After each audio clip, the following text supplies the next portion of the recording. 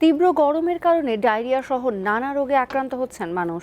বিস্তারিত জানাতে রাজশাহী থেকে সরাসরি যুক্ত আছেন সহকর্মী ইউসুফ আদনান।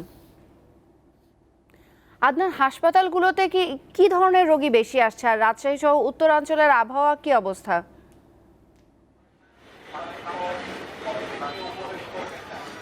তৌসিয়া, বৈশাখের প্রথম থেকে আমরা দেখেছি যে রাজশাহীর উপর দিয়ে তীব্র থেকে মাঝারি তাপদাহ বয়ে যাচ্ছে এবং আরও কয়েকদিন এ তাপমাত্রা বিরাজ করবে রাজশাহীর উপর দিয়ে। এবং গতকাল রাজশাহীর সর্বোচ্চ তাপমাত্রা রেকর্ড করা হয়েছিল 41.0 ডিগ্রি সেলসিয়াস, যা এ মৌসুমের সর্বোচ্চ তাপমাত্রা এবং অতি তীব্র তাপমাত্রা হিসাবে রেকর্ড করেছে রাজশাহী আবহাওয়া অফিস।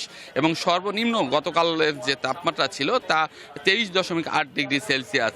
এই অতি গরমের ফলে রাজশাহী মেডিকেল কলেজ হাসপাতাল সহ বিভিন্ন হাসপাতালগুলোতে ডায়রিয়া এবং হিট স্ট্রোক জনিত রোগীর সংখ্যা বেড়েছে। আমি ডাক্তারদের সাথে কথা বলেছিলাম, ডাক্তাররা বলছে যে যেহেতু প্রচণ্ড তাপদাহ রাজশাহী সহ উত্তর অঞ্চলের উপর দিয়ে প্রবাহিত হচ্ছে, এই জন্য এই রাজশাহী মেডিকেল কলেজ হাসপাতালে ডায়রিয়া এবং হিট স্ট্রোক জনিত রোগীর সংখ্যা বৃদ্ধি পেয়েছে।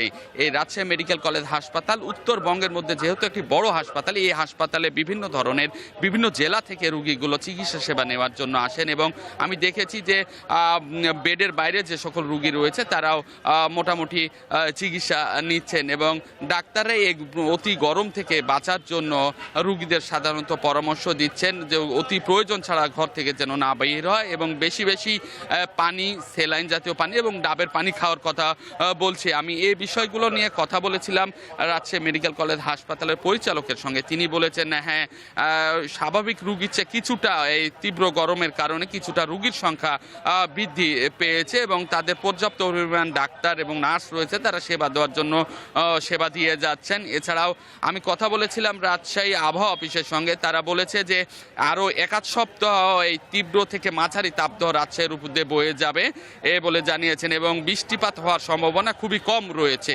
আসলে এই ছিল আমার কাছে রাজশাহী থেকে সর্বশেষ খবর। তাওসিয়া। সহকর্মী ইউসুফ আদনান জানাচ্ছিলেন রাজশাহী থেকে।